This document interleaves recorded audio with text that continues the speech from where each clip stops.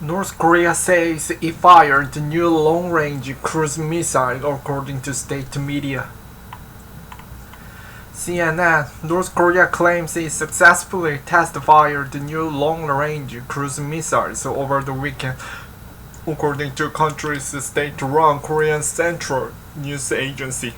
The report dated Monday says the country's Academy of Defense Science successfully test-fired the missiles on September 11th and 12th, and that the weapons had been in development for 2 years.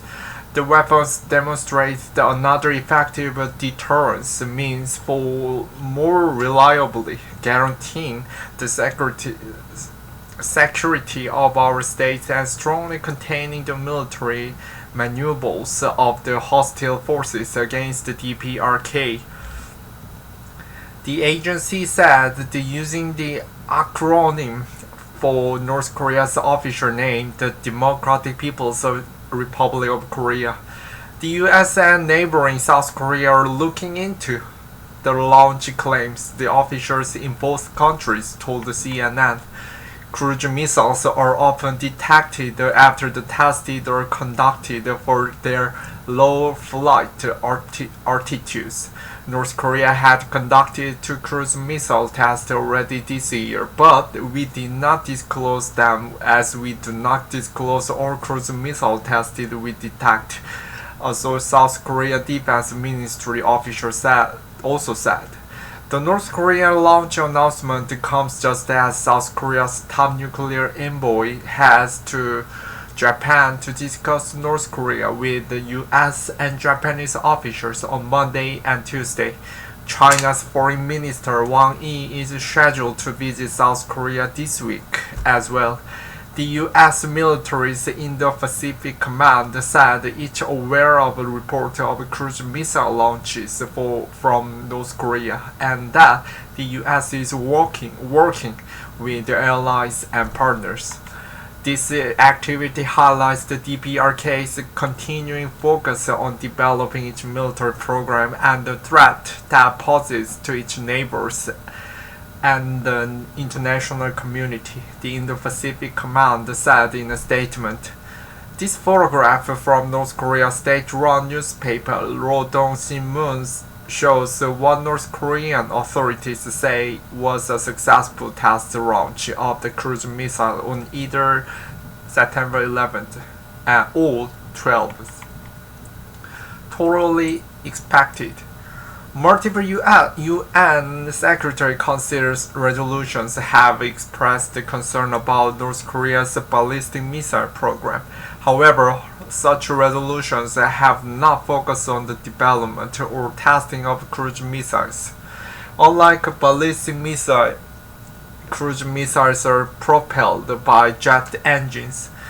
Much like an airplane, they stay closer to the ground, making them harder to detect. Most cruise missiles are not designed to carry nuclear warheads either. However, this missile test was the most significant from North Korea since the US President Joe Biden took place in January. According to KCNA, the new missiles traveled for 7,580 seconds along over and figure-8 flight orbit in the air above the territorial land and waters of North Korea and hit the target 105 kilometers, 930 miles away. This is the system that can reach target throughout Japan, said Jeffrey Ruiz, a professor at the Middlebury Institute of International Studies who specialized in open source intelligence, whereas the system we saw in March was the shorter range system just to target South Korea.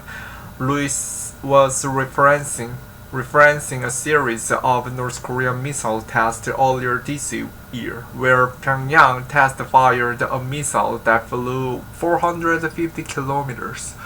It's the technical achievement for them, Lewis told CNN, but added that the test was totally expected. It was very clear we were going to test something, and this was clearly on the list, he said. North Korea earlier test launches this year were widely seen as attempts to send a message to Biden administration about the isolated country's importance in the region. North Korea has shown up new and untested weaponry in its military parades over the last few months. The U.S. anticipated that some of these would eventually be tested in the show of strength by North Korea and its leader Kim Jong-un.